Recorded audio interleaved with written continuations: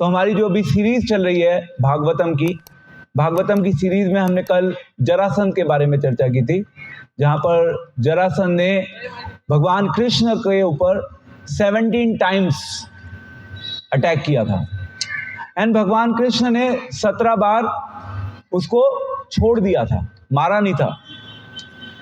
वो 18 टाइम्स आने की भी कोशिश कर रहा था एंड दूसरी ओर वहां पर काल्यवन भी आ गया भगवान से लड़ने के लिए। एंड जब भगवान मथुरा से जा रहे थे तो काल्यवन ने देखा भगवान को रास्ते में एंड जब उन्होंने भगवान की सुंदरता को देखा काल्यवन ने, तो जो नारद जी थे, नारद जी ने ही काल्यवन को भगवान कृष्ण के बारे में बताया था कि भगवान ऐसे दिखते हैं। जब उसने देखा कि भगवान कृष्ण तो बिल्कुल वही डिस्क्रिप्शन जो नारद जी ने दिया, इतना सुंदर डिस्क्रिप्शन भगवान कृष्ण के बारे में, भगवान बिल्कुल वैसे ही दिख रहे हैं। और काल्यवन ने भगवान से युद्ध करना था, लड़ना चाहता था वो भगवान के साथ, पर भगवान ने उसको आंखों से देखा भी नहीं। दूसरे शब्दों में भगवान ने काल्यवन के ऊपर दृष्टिपात भी नहीं किया एंड भगवान ने उसको इग्नोर कर दिया। भगवान चलते बने एंड काल्यवन को गुस्सा आ गया कि भाई ऐसे भगवान कैसे जा सकते हैं, भगवान तो एक कायर प्रदर्शन कर रहे हैं। भगवान काल्यवन से लड़ना नहीं चाहते थे। तो एक प्रश्न हमारे माइंड में आ सकता है कि भगवान जब अलग अलग असुरों का वध कर रहे थे तो भगवान ने काल्यवन का वध स्वयं क्यों नहीं किया। ये एक इंपॉर्टेंट प्रश्न है जिसको आप सब अपने माइंड में रखिएगा, जिसको हम बाद में डील करेंगे। तो काल्यवन भाग रहा था भगवान के पीछे और वो भगवान को पकड़ने की कोशिश कर रहा था। अब इस जो चैप्टर का नाम है वो है मुचकुंद का उद्धार। तो जिस प्रकार से यशोदा माँ भगवान कृष्ण के पीछे भाग रही थी और यशोदा माँ ने भी बहुत प्रयास किया भगवान कृष्ण को पकड़ने का एंड बार बार यशोदा माँ अपने प्रयास में विफल हुई, बट फाइनली यशोदा माँ को सफलता मिल गई। एंड ऐसे ही काल्यवन भाग रहा था, इसलिए भगवान से लड़ने के लिए वो भगवान के पीछे भाग रहा था, पर भगवान ने उसकी ओर देखा भी नहीं और इन्हें वे उसका गुस्सा तेज हो गया। भगवान तेज जा रहे हैं, काल्यवन पीछे पीछे भगवान के जा रहा है। तो भगवान जो कि सभी योगियों के, ध्यानियों के चिंतन का विषय है, और उन भगवान को अच्छे लोग नहीं पकड़ पाते, उनको पकड़ने का प्रयास काल्यवन कर रहा था, बट वो नहीं पकड़ पाया क्योंकि काल्यवन ने अपने जीवन में पाप बहुत किए थे। उसने इतने पाप किए थे कि भगवान उसको देखना भी नहीं चाहते थे, क्योंकि भगवान यदि किसी को देखते भी हैं तो भगवान की दृष्टि मात्र से जीवों का उद्धार हो जाता है। तो काल्यवन की ओर देखा नहीं भगवान ने और फाइनली भगवान एक गुफा में जाकर छुप गए। काल्यवन का गुस्सा बढ़ गया, उसने कहा कि ये कैसे भगवान है, भगवान तो बिल्कुल कायर प्रदर्शन कर रहे हैं, मुझसे ना लड़के मुझसे दूर भाग रहे हैं, भगवान को मुझसे डर लग रहा है क्या, एग्जैक्टली क्या हो रहा है ये। तो भगवान एक गुफा में प्रवेश कर जाते हैं और गुफा में प्रवेश करने के बाद वहां पे बिल्कुल अंधेरा होता है प्रैक्टिकली, बट जब भगवान वहां पे प्रवेश करते हैं तो वहां पे स्वतः प्रकाश आ जाता है। तो भगवान कृष्ण जहां भी आ जाते हैं, जिसके भी जीवन में आ जाते हैं, उसके जीवन में अपने आप प्रकाश आ जाता है।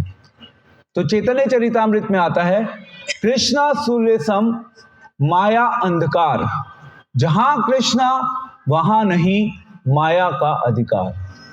तो प्रैक्टिकली इस पूरे संसार में हम सब बात करते हैं माया की, सब जगह माया है, माया से दूर रहो। हम सब माया में फंसे रहते हैं और फिर भी कहीं ना कहीं माइंड में विचार रहता है कि माया से बचकर रहना चाहिए, बट प्रैक्टिकली हम में से कोई भी माया से नहीं बच पाता। एंड गीता में भगवान कृष्ण ने उसका सॉल्यूशन दिया। गीता में भगवान कृष्ण ने बताया कि हम कैसे अपने आप को माया से बचा सकते हैं। कोई बताएगा श्लोक by chance, anyone? Bhagavad Gita का कौन सा श्लोक है जिसमें भगवान कृष्ण बता रहे हैं कि किस प्रकार से हम माया से अपने आप को छुड़ा सकते हैं, माया से दूर होकर अपनी लाइफ जी सकते हैं? Any suggestion? बहुत इंपॉर्टेंट श्लोक है गीता का।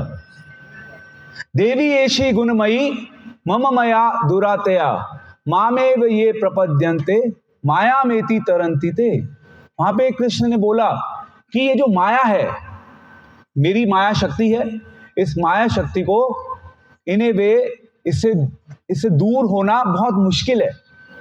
ये एक दुर्ग के समान है। किला होता है ना, जैसे किला, एक दुर्ग के समान है भगवान की ये माया शक्ति, और इसको पार करना बहुत कठिन है। परंतु जो मेरी शरण ग्रहण कर लेते हैं, हम में से जो भी भगवान की शरण ग्रहण कर लेंगे, उनके लिए माया को पार करना बहुत आसान होगा।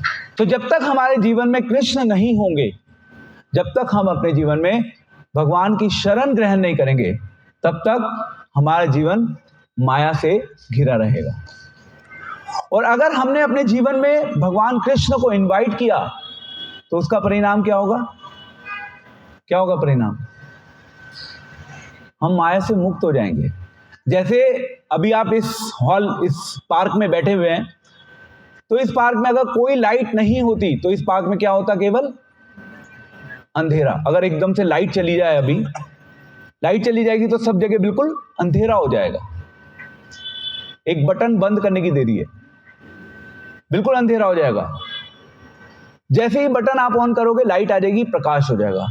तो जैसे ही भगवान कृष्ण हमारे जीवन में आ जाते हैं, हम भगवान कृष्ण को अपने जीवन में जब आमंत्रित कर लेते हैं, तो फिर अपने आप हमारे जीवन में प्रकाश आ जाता है और माया दूर भाग जाती है, अंधकार खत्म हो जाता है। जिसकी तुलना माया की तुलना अंधकार से की गई।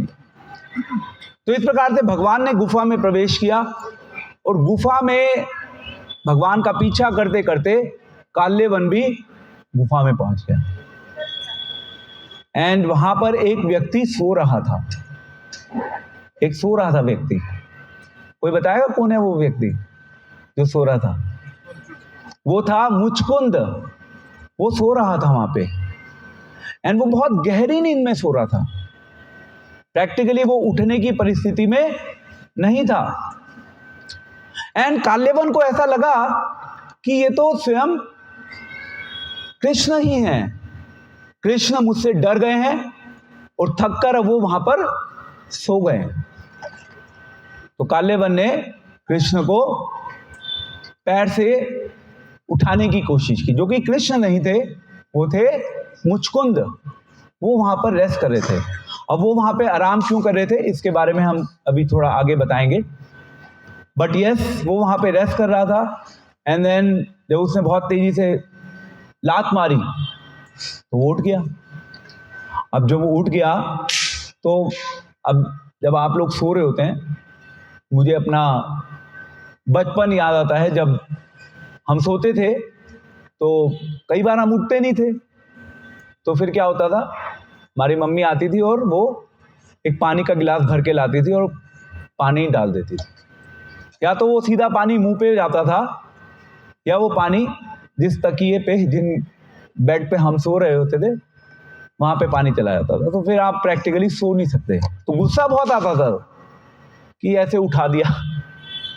एंड हम सब ने इसका आई थिंक एक्सपीरियंस किया होगा। मैं तो बहुत लेजी रहा हूँ शुरू से ही, मैंने बहुत एक्सपीरियंस किया है। तो एनी हाउ, तो इस प्रकार से जब काल्यवन ने मुचकुंद को उठा दिया, तो मुचकुंद ने जैसे ही काल्यवन की ओर देखा, तो काल्यवन इमीडिएटली भस्म हो गया, खत्म हो गया, नष्ट हो गया। एंड फिर वहां पर शुकदेव गोस्वामी से परीक्षित महाराज ने प्रश्न पूछा कि आखिर ये जो व्यक्ति लेटा हुआ था, ये व्यक्ति कौन है, मुझे इसके बारे में बताइए। तो ये हमारे शास्त्रों में एक वैदिक सिस्टम है। जब भी आपको कोई चीज नहीं समझ आती, जब भी आपके माइंड में कोई चीज, किसी विषय के ऊपर आपको डाउट होता है, तो आप प्रश्न करते हैं। इसको बोलते हैं अथातो ब्रह्म जिज्ञासा। हमारे अंदर जानने की इच्छा होनी चाहिए, जिज्ञासा होनी चाहिए। अगर जिज्ञासा नहीं है तो ये जीवन बेकार है। अगर हमारे अंदर जिज्ञासा नहीं है भगवान को जानने की, तो जीवन बेकार है। जैसे अभी प्रभु जी कह रहे थे कि बैकुंठ की इच्छा, तो आई वॉज जस्ट थिंकिंग कि एक्चुअली बैकुंठ नाम जरूर हमने सुना है, बट बैकुंठ जाने की इच्छा नहीं है अभी हमारी। अगर हमारी बैकुंठ जाने की इच्छा होगी तो फिर हम उस इच्छा को पूरी करने के लिए कुछ प्रयास करेंगे। प्रयास तो हम लोग नहीं कर रहे। हम कहाँ प्रयास कर रहे हैं? हम तो इस संसार में प्रयास करने में अपने आप को हमने पूर्ण रूप से व्यस्त किया हुआ है। तो हम बैकुंठ के बारे में जानते हैं, पर बैकुंठ जाने की इच्छा हमारे हृदय में अभी नहीं है। तो काल्यवन भस्म हुआ और उसके बाद सुखदेव गोस्वामी ने परीक्षित महाराज को मुचकुंद का इतिहास बताना शुरू किया। जो मुचकुंद हैं वो इक्ष्वाकु वंश से थे। भगवान राम जिस वंश से थे उसी वंश से थे राजा मुचकुंद, और वो बहुत अच्छे राजा थे। सत्य बोलने में परफेक्ट, धर्म के सिद्धांतों का पालन करने में परफेक्ट, और दूसरों के बारे में सोचना, दूसरों के लिए जीवन को जीने के बारे में वो हमेशा तत्पर रहते थे। तो उन्होंने अपने जीवन से प्रैक्टिकली ये करके दिखाया। और जो देवी देवता थे उस समय, डेमीगॉड्स, उन डेमीगॉड्स की भी सहायता करते थे, और उस सहायता में उन्होंने अपने पूरे जीवन को सैक्रिफाइस कर दिया। उन्होंने अपनी संपत्ति, राजा होते हुए अपनी संपत्ति, अपने ऐश्वर्य और अपने परिवार तक का त्याग कर दिया। तो देवताओं में एक प्रमुख हैं कार्तिकेय। तो कार्तिकेय राजा मुचकुंद के पास गए। उन्होंने कहा कि आपने अपने जीवन में बहुत मेहनत की है, बहुत से असुरों को मारा है, और देवताओं को जो उनका उद्देश्य है, उनका उद्देश्य देवताओं को पूरा करने में उनकी सहायता की है। अब आपको थोड़ा सा रेस्ट कर लेना चाहिए।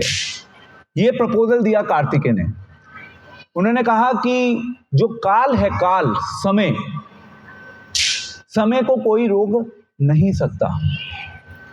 और हमारे जीवन में भी कई बार ऐसी ऐसी चीजें हो जाती हैं, हम सोचते हैं कि काश मैंने उस समय ये किया होता तो ऐसा हो जाता, फिर सब ठीक रहता मेरे जीवन में। हम सब ऐसे सोचते हैं ना, काश मैंने ये डिसीजन ले लिया होता उस टाइम पे तो आज मेरा जीवन बहुत अच्छे से चल रहा होता। काश काश काश करते करते लाइफ ऐसे ही निकल जाती है। तो कार्तिकेय ने बोला कि ये जो टाइम है, इस टाइम को कोई रोक नहीं सकता। और टाइम अल्टीमेटली प्रतिनिधि किसका है? गीता में कृष्ण कह रहे हैं टाइम किसका प्रतिनिधि है? भगवान कृष्ण का। गीता में 5 विषय हैं: जीव, ईश्वर, प्रकृति, काल एंड कर्मा। काल का मतलब टाइम फैक्टर। टाइम को कोई नहीं रोक सकता। जैसे चाणक्य पंडित ने कहा कि आप करोड़ों रुपए भी दे दो तो आपका जो, आपके जीवन का जो एक क्षण है वो एक बार चला गया तो वापस नहीं आ सकता, क्योंकि भगवान ने टाइम को अपने वश में किया हुआ है। हम में से कोई भी इस संसार में ऐसा नहीं है जो समय को अपने वश में कर पाए, परंतु भगवान के पास वो शक्ति है। भगवान टाइम को भी वश में कर सकते हैं।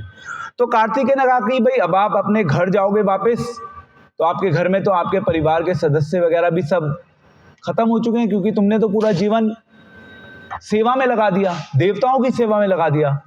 तो अब अगर तुम कुछ वरदान मांगना चाहते हो तो कुछ वरदान मांग लो। हम सारे वरदान दे सकते हैं, हमारे पास शक्ति है तुम्हें सारे वरदान देने की, बट हम तुम्हें मुक्ति नहीं दे सकते। मुक्ति के अलावा तुम्हें मुझसे जो कुछ भी चाहिए वो ले लो हमसे।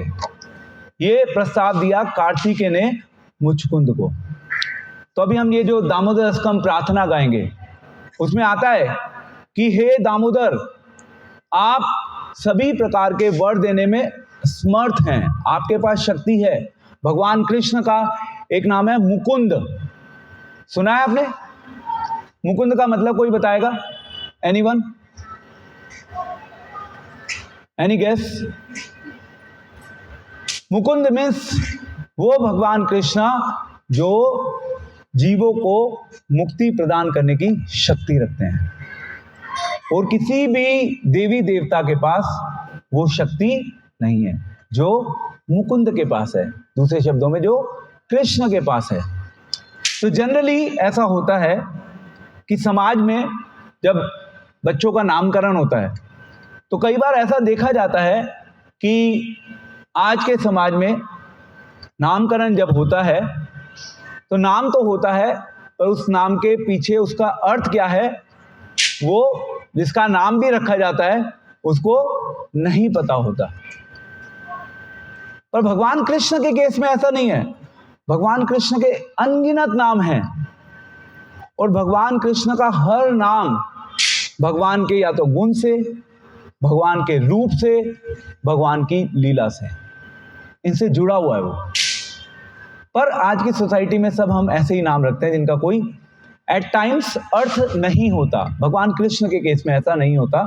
तो हमें पता होना चाहिए कि भगवान कृष्ण का नाम मुकुंद क्यों है, मदन मोहन क्यों है, श्याम सुंदर क्यों है, रास बिहारी क्यों है, पार्थ सारथी क्यों है। ये हमें भगवान के नामों के बारे में कुछ आइडिया होना चाहिए। तो इस प्रकार से कार्तिकेय ने प्रस्ताव रखा मुचकुंद के सामने। उन्होंने कहा कि तुम्हें रेस्ट करना चाहिए। उनके मन में भी यही विचार है मुचकुंद के कि मैं बहुत टाइम से सोया नहीं हूं, मैं इतना ज्यादा युद्ध करने में व्यस्त था, मुझे टाइम ही नहीं मिला सोने का। तो क्योंकि मुझे सोने का टाइम नहीं मिला तो अब मैं सोना चाहता हूं, और मैं जब सोऊं तो मुझे कोई भी बीच में आकर डिस्टर्ब ना करे।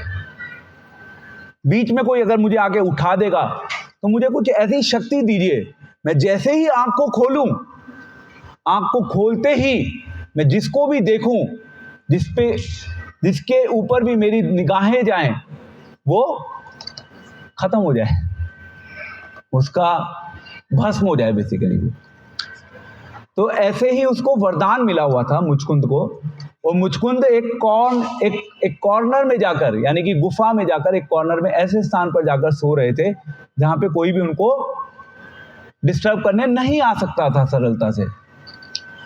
बट फाइनली काल्यवन भगवान कृष्ण का पीछा करते करते वहां पहुंच गया, एंड इस प्रकार से मुचकुंद ने काल्यवन को अपने दृष्टिपात से भस्म कर दिया। अब मुचकुंद की मुलाकात हुई भगवान कृष्ण से। भगवान कृष्ण से मिले तो मुचकुंद जानते नहीं थे कि ये स्वयं भगवान कृष्ण हैं। तो उनके अंदर अगेन जानने की इच्छा हुई कि मुझे जानना चाहिए कौन है ये व्यक्ति, इतना सुंदर लग रहा है। गुफा में पूरा अंधकार था उनके आने से पहले। अब जैसे ही वो इस गुफा में भगवान ने प्रवेश किया है तो पूरी गुफा चमक रही है। तो फिर मुचकुंद ने भगवान कृष्ण से पूछना चाहा कि आखिर कौन है वो। ये कोई दिव्य पुरुष तो है, परंतु एग्जैक्टली कौन है ये नहीं पता, इसका आइडिया नहीं था मुचकुंद को। तो मुचकुंद ने मन ही मन सोचा, क्योंकि मैं तो एक बहुत छोटा सा साधारण जीव हूं और ये तो कोई बहुत दिव्य पुरुष लग रहे हैं, तो मेरा कर्तव्य बनता है कि मैं पहले भगवान कृष्ण से पूछूं, उससे पहले मुझे अपना इंट्रोडक्शन देना चाहिए। इसका क्या मतलब है, कोई बताएगा? आप सब समाज में जब ये एक्चुअली इट्स अबाउट एटिकेट, इसको बोलते हैं शिष्टाचार। जब समाज में दो अलग अलग स्तर के व्यक्ति पहली बार मिलते हैं तो अपेक्षा की जाती है जो व्यक्ति ऑन द लोअर साइड है उसको कुछ पूछने से पहले अपने बारे में बताना चाहिए और फिर उसको जिज्ञासा करनी चाहिए।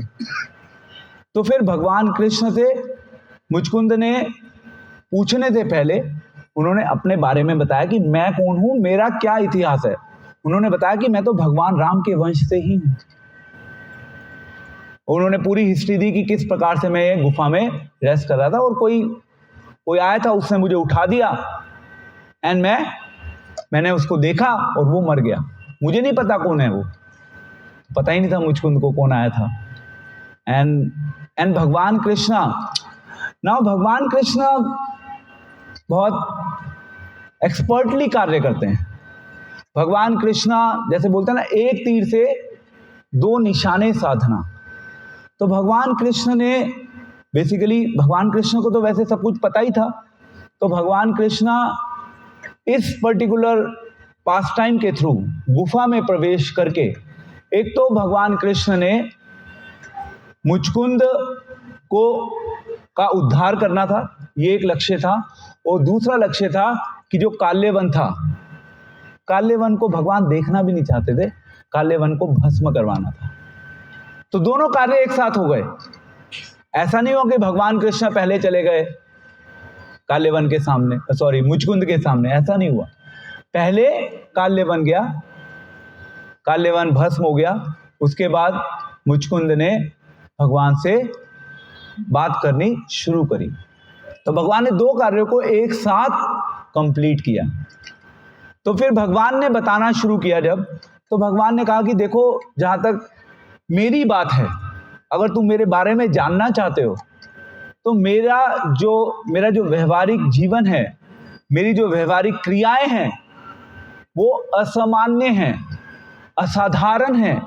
उसके बारे में अगर मैं वर्णन करना शुरू करूंगा तो ना तो तुम समझ पाओगे और ना मेरे पास इतना समय है कि मैं तुम्हें समझाऊं।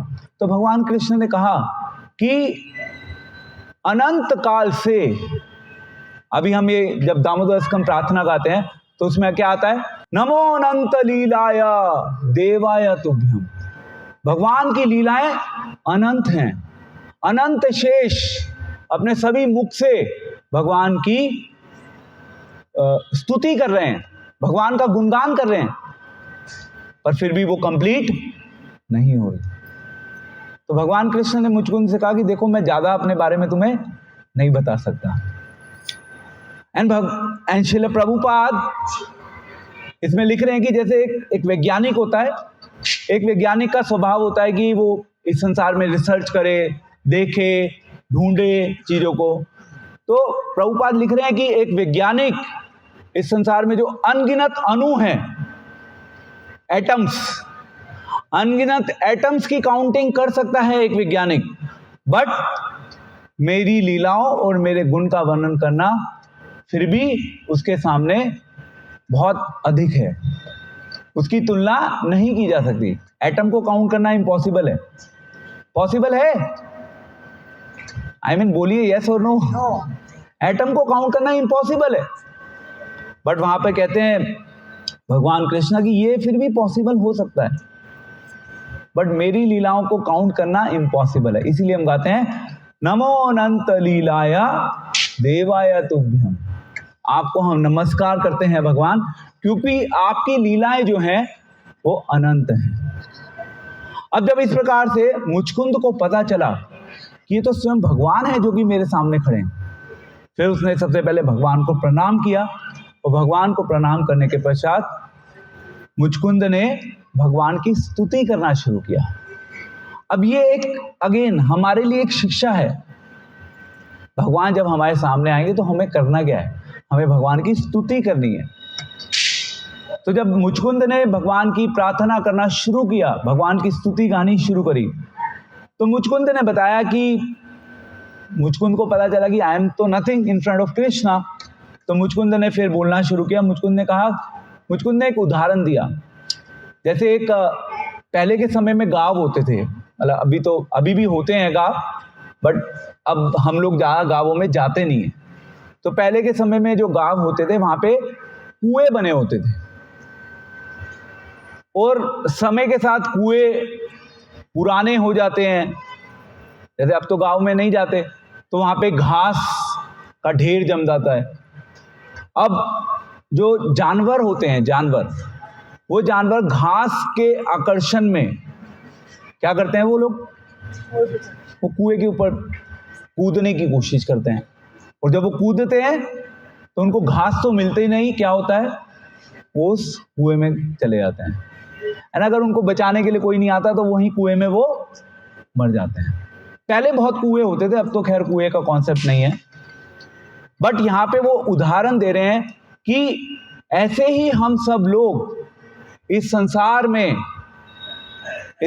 जो अलग अलग प्रलोभन हैं, हम उन थोड़े से प्रलोभनों की ओर आकर्षित हो जाते हैं और हम उनके पीछे भागना शुरू कर देते हैं। एंड हमारा पूरा जीवन उन प्रलोभनों को पाने के प्रयास में निकल जाता है। तो इस प्रकार से जब वो मुचकुंद भगवान से प्रार्थना कर रहे थे तो भगवान कृष्ण को भी बहुत अच्छा लगा और भगवान कृष्ण प्रसन्न हुए मुचकुंद से। तो फिर भगवान कृष्ण ने बोला कि yes, I am very happy with you. अब तुम्हें मुझसे क्या चाहिए ये बताओ। तुम मुझसे जो भी वर मांगना चाहते हो वो वर तुम मांग सकते हो। अभी आता है ना इस दामोदर स्तंभ प्रार्थना में कि भगवान आप सारे वर देने में सक्षम हैं, आप मुक्ति भी दे सकते हैं। बट वहां पे वो क्या कह रहे हैं, श्लोक में क्या आ रहा है, वर नहीं चाहिए। हाँ, वर नहीं चाहिए तो क्या चाहिए,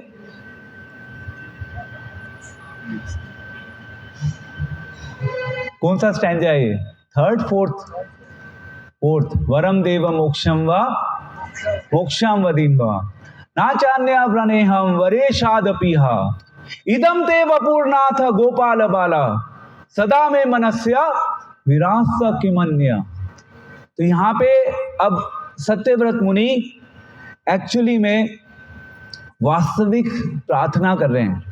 भगवान आप सब कुछ दे सकते हैं, आपके अंदर सारी शक्ति है, जो चाहिए वो भगवान दे सकते हैं, बट मुझे आपसे कुछ नहीं चाहिए। क्या चाहिए, इदम ते वपूर्नाथ गोपाल बाला, आपका जो गोपाल बाल का रूप है, स्पेशली दिस यशोदा दामोदर जिसमें भगवान कृष्ण बंधे हुए हैं, आपका वो गोपाल बाल का जो रूप है उसका मेरे मन में हमेशा क्या चलता रहे, चिंतन चलता रहे। सदा में मनस्य विरास किमन्य, ये डिजायर है। क्या हमारे अंदर ये डिजायर है? हमारे अंदर ये डिजायर नहीं है अभी। भगवान अगर हमें कुछ देंगे ना कि okay take this blank cheque from me and इसमें जो अमाउंट भरना है भर दो बेटा, तो हम सबसे पहले भागेंगे और सबसे पहले हम उस चेक को लेने का प्रयास करेंगे। हम इस प्रकार से इस संसार के प्रलोभनों में फंस जाते हैं। तो इस प्रकार से भगवान ने कहा कि भाई तुम्हें मुझसे जो चाहिए ले लो। भगवान ने वर दिया, बट मुचकुंद ने कहा कि मुझे आपसे भगवान कुछ नहीं चाहिए, मैं तो चाहता हूं कि मैं हमेशा सदैव आपका चिंतन कर सकूं, सदैव आपका स्मरण कर सकूं, मेरी केवल एक यही अभिलाषा है। तो इस प्रकार से हमें अपनी इच्छा को, अभी श्रील प्रभुपाद कहते हैं कि हमें अपनी इच्छा को डॉवटेल करना है, हमें अपनी इच्छा को परिवर्तित करना है, इच्छा को खत्म नहीं करना, हमें अपनी इच्छा को परिवर्तित करना है। ये कृष्णा कॉन्शियसनेस आंदोलन जो है, हरे रामा हरे कृष्णा, बाहर से हम लोग केवल कीर्तन करते हैं, तिलक लगाते हैं, ये माला भी अभी तो ये वाली माला है, बट यस दूसरी माला होती है, वो मेरे बैग में रखी है। माला होती है हमारी गले में, झूली माला, ये बाह्य है। इंटरनल क्या है? इंटरनल है इच्छा में कितना परिवर्तन हो रहा है। सबका व्यक्तिगत टेस्ट आपकी स्वयं की व्यक्तिगत इच्छा के ऊपर निर्भर करता है। एंड ऐसा नहीं कि इच्छा को हम प्रोग्राम करके आपके माइंड में फिट कर दें कि आप इस चीज की इच्छा करिए, ऐसे नहीं होगा ये। मैं कहूँगी नहीं, आपको ऐसे अपनी इच्छा को विकसित करना है। मैं आपको बता सकता हूं कि आपको अपनी ऐसी इच्छा में परिवर्तन लेके आना है। आपको इच्छा करनी है, कौन सी इच्छा करनी है? जिसमें आप सदैव भगवान का स्मरण कर सकें, भगवान का चिंतन कर सकें। आपको वो वाली इच्छा करनी है। मैं आपको एक बार बोलूंगा, 2 बार बोलूंगा, 10 बार बोलूंगा, 100 बार बोलूंगा, बट फिर भी आपकी अपनी इच्छा है जिसके ऊपर आपको स्वयं काम करना होगा। तो इस प्रकार से मुचकुंद ने भगवान से कहा कि मुझे भगवान आपसे कुछ चाहिए नहीं, मुझे आप क्यों ये प्रलोभन दे रहे हैं। एंड फिर भगवान कृष्ण ने कहा कि मैं तुमसे बहुत प्रसन्न हूं। और भगवान कृष्ण ने मुचकुंद से कहा कि मैं तुम्हारी परीक्षा ले रहा था। जैसे इस संसार में अलग अलग टाइम पे हमारे जीवन में हमें अलग अलग प्रकार की परीक्षाओं से गुजरना पड़ता है, इसी प्रकार से भगवान मुचकुंद की परीक्षा ले रहे थे। तो मुचकुंद परीक्षा में उत्तीर्ण हुआ या परीक्षा में फेल हो गया? यस, क्या हुआ? फेल हो गया। पास हो गया, वो परीक्षा में पास हो गया। तो जैसे भगवान ने मुचकुंद की परीक्षा ली थी, ऐसे ही हमारे जीवन में जब हम भक्ति का अभ्यास करते हैं, भगवान हमारी परीक्षा लेते हैं। तो कभी कभी हमारे मन में ना ये प्रश्न आ सकता है कि भगवान जो परीक्षा लेते हैं, सबकी परीक्षा लेते हैं, तो भगवान को तो सब कुछ पता है ऑलरेडी, है ना। भगवान को हमारा पास भी पता है, प्रेजेंट भी पता है, भगवान को हमारा फ्यूचर भी पता है, फिर भगवान परीक्षा क्यों लेते हैं? भगवान को तो ऑलरेडी पता है हमने करना क्या है, तो फिर भगवान परीक्षा क्यों लेते हैं? Any guess? क्लास में प्रमोट करने के लिए। ठीक है, गुड पॉइंट। अगली क्लास में प्रमोट करने के लिए परीक्षा होगी तो दो ही पॉसिबिलिटी है, या तो आप पास हो जाएंगे या आप फेल हो जाएंगे। तो भगवान परीक्षा इसलिए लेते हैं जिससे कि हम सब लोग उस परीक्षा के माध्यम से हम समझ सकें कि यस, इस समय मेरे जीवन में परीक्षा का टाइम चल रहा है। और कई बार परीक्षा बहुत ज्यादा कठिन भी हो सकती है। एंड इंटरेस्टिंग बात यह है कि सबकी परीक्षा अलग अलग ढंग से होती है। हम सबकी परीक्षा अलग से होगी, और कुछ लोग तो समझ पाएंगे कि हमारी परीक्षा हो रही है, और कुछ लोग ये भी नहीं समझ पाएंगे कि उनकी परीक्षा हो रही है। केवल कुछ ही लोग समझ पाएंगे। अब जो लोग समझ पाएंगे यानी कि वो थोड़े से बुद्धिमान हैं, उन्हें पता चल गया कि उनकी परीक्षा हो रही है, और फिर वो थोड़े से ज्यादा क्या होंगे। जब परीक्षा होती है तो क्या होता है? परीक्षा जब होती है तो हम लोग सावधान हो जाते हैं कि भाई परीक्षा का समय है, सावधान हो जाओ, गड़बड़ हो गई तो फेल हो जाएंगे।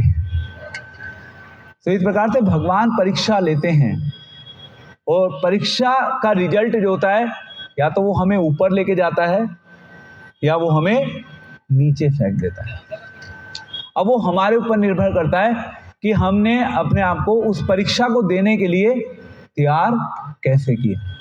तो मुचकुंद जो था वो परीक्षा में पास हो गया था, और हम सभी को परीक्षा में अल्टीमेटली पास होना है। तो भगवान कृष्ण ने मुचकुंद से फाइनली कहा कि भाई देखो, ऐसा है कि वैसे तो तुमने बहुत अच्छा जीवन जिया है, तुम्हारे जीवन में कोई कहीं किसी प्रकार से कोई प्रॉब्लम नहीं है, बट जब तुम अपने जीवन को व्यतीत कर रहे थे इस प्रकार से, तो तुमने अपने जीवन में अलग अलग पाप किए थे। अब उस पाप का फल तो तुम्हें भुगतना होगा। I mean, मुचकुंद जो कि एक भक्त हैं, भक्त होते हुए भी कहीं ना कहीं पाप होते रहते हैं। हम कितनी भक्ति कर लें फिर भी हम साथ साथ अपने जीवन में पाप करते ही रहते हैं। पाप से हम में से कोई भी नहीं बच सकता। ठीक कह रहा हूं या नहीं कह रहा? Just 5 minutes more I can take प्रभु। तो पाप करने से हम में से कोई भी नहीं बच सकता। हम सब पाप में फंसते हैं सुबह से लेकर शाम तक। तो भगवान कृष्ण ने मुचकुंद को कहा कि भाई ऐसे ऐसे तुमने बहुत पाप किए हैं, ठीक है, मैंने तुम्हें दर्शन दे दिया, पर केवल दर्शन से काम नहीं चलेगा। दर्शन के बाद अब व्हाट इज नेक्स्ट? फिर भगवान कृष्ण ने कहा कि देखो, अब तुम्हें अगर ये जो पाप, तुम जितने भी तुमने पाप किए हैं, अगर उन पापों के फलों से यदि तुम्हें मुक्ति चाहिए तो क्या करना होगा? दर्शन दे दिए मैंने, व्हाट इज नेक्स्ट? तुम्हें भक्ति करनी होगी। जब तक तुम भक्ति नहीं करोगे तब तक पाप से मुक्ति तुम्हें नहीं मिल सकती। एंड भक्ति में शक्ति है। हालांकि हम भक्ति को पाप काटने के लिए नहीं करते, क्योंकि पाप और पुण्य के डायनेमिक्स बिल्कुल अलग हैं। हम भक्ति इसलिए नहीं कर रहे कि हम भक्ति करेंगे तो हमारे पाप खत्म हो जाएंगे, हमारा पुण्य का बैंक अकाउंट बढ़ जाएगा। वो हमारा उद्देश्य नहीं है। बट भक्ति की शक्ति ऐसी है कि जब हम भक्ति का सही ढंग से अपने जीवन में अभ्यास करते हैं, उस भक्ति की शक्ति से ही हमारे जीवन में अपने आप हमारे पाप कटने शुरू हो जाते हैं। ये भक्ति की शक्ति है। एंड आई थिंक भागवतम में उदाहरण है कि जैसे गाय होती है, गाय का खुर होता है। खुर जब मतलब गाय चलती है, पानी अगर कहीं है वहां पे जमीन पर, वो मिट्टी है, उसमें अपना वो पैर रखती है तो वहां पर वो निशान बन जाता है। तो यदि हम अपने जीवन में भक्ति करते हैं तो भक्ति करना मीन्स हमारे जीवन से पाप वैसे ही नष्ट हो जाते हैं जैसे हमें वो उस गाय के खुर का जो निशान है उसको हमें, जैसे हम उसको क्रॉस कर गए। बस उसको क्रॉस करने के लिए कोई मेहनत चाहिए? कोई मेहनत चाहिए उसके लिए? कोई मेहनत नहीं चाहिए। तो जो भक्ति करता है अपने जीवन में, उसको अपने जीवन में अलग से पाप हटाने की इन्हें सच अलग से कोई आवश्यकता नहीं है। भक्ति की शक्ति से ही उसके जीवन में जो पाप का फल है वो अपने आप खत्म होता चला जाएगा। तो इस प्रकार से भगवान कृष्ण ने मुचकुंद को ये सलाह दी। वो कहा कि तुम भक्ति का अभ्यास करना शुरू करो। तो एक शिक्षा बहुत महत्वपूर्ण मिलती है हम सभी को यहाँ पर। Any guess? बहुत महत्वपूर्ण शिक्षा है। कोई बताएगा? थोड़ा सा सोचिए। आप भगवान के दर्शन कर सकते हैं। भगवान अभी सामने बैठे हैं। आप मंदिर जाते हैं, इस्कॉन मंदिर में जाते हैं, भगवान के दर्शन बहुत अच्छे होते हैं। डिवोटीज जनरली हमें कहते हैं कि प्रभु जी, इस्कॉन मंदिर में भगवान के विग्रह को देख के तो मन करता है वहीं पे रह जाओ। बहुत सुंदर तरीके से भगवान को रखा जाता है, भगवान को तैयार करके सबके सामने भगवान खड़े हो जाते हैं कि आ जाओ भाई मेरा दर्शन कर लो।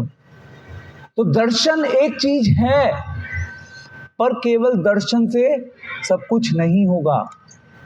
वास्तविक दर्शन कहां से होता है? वास्तविक दर्शन होता है, कहां से होता है? कानों से होता है। वास्तविक दर्शन कानों से होता है। दूसरे शब्दों में वास्तविक दर्शन होता है सुनने से।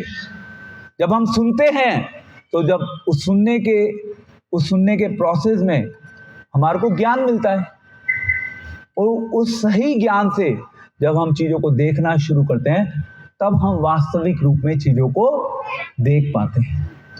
ये एक भक्त का दृष्टिकोण होता है। तो इस प्रकार से भगवान कृष्ण ने मुचकुंद से कहा कि भाई तुम भक्ति करो और अगले जीवन में तुम्हें एक वैष्णव के घर में जन्म मिलेगा। तो वैष्णव के घर पे जन्म मिला, इसका मतलब ये नहीं था कि मुचकुंद का एक ही जीवन में उद्धार हो गया था। आई थिंक इसी में प्रार्थना में एक आता है ना कि भगवान, मतलब आप अगेन भगवान सब कुछ कर सकते हैं, पर भगवान कहते हैं कि मतलब आप बार बार शिक्षाष्टकम के श्लोक में आता है ना, मम जन्मनि जन्मीश्वरे भवतात् भक्ति अहेतुकी त्वये। मैं जन्म जन्मांतर तक आपकी क्या करता रहूं? भक्ति करता रहूं।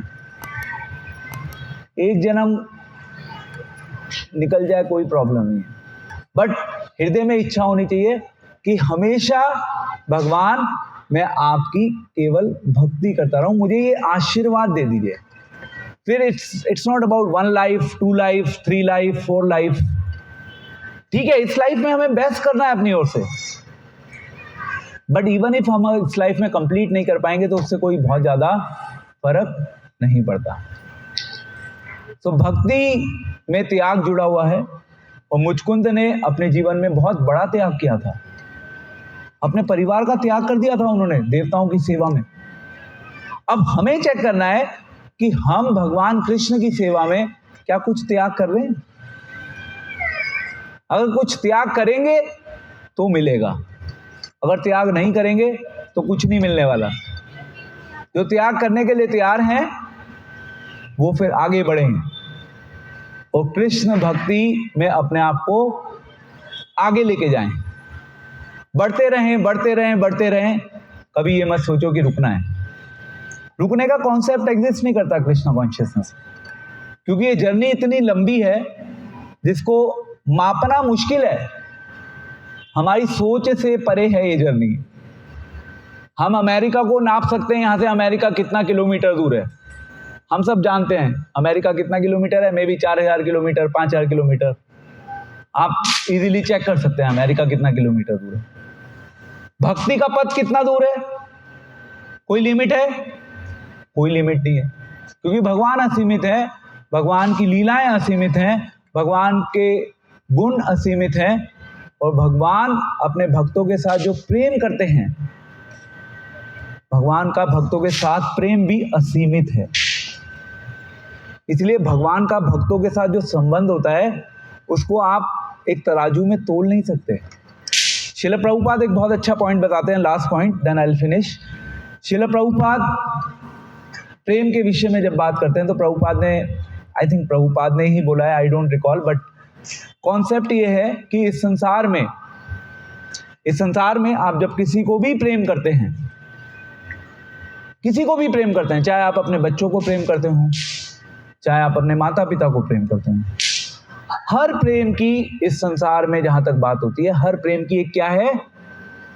सीमा है।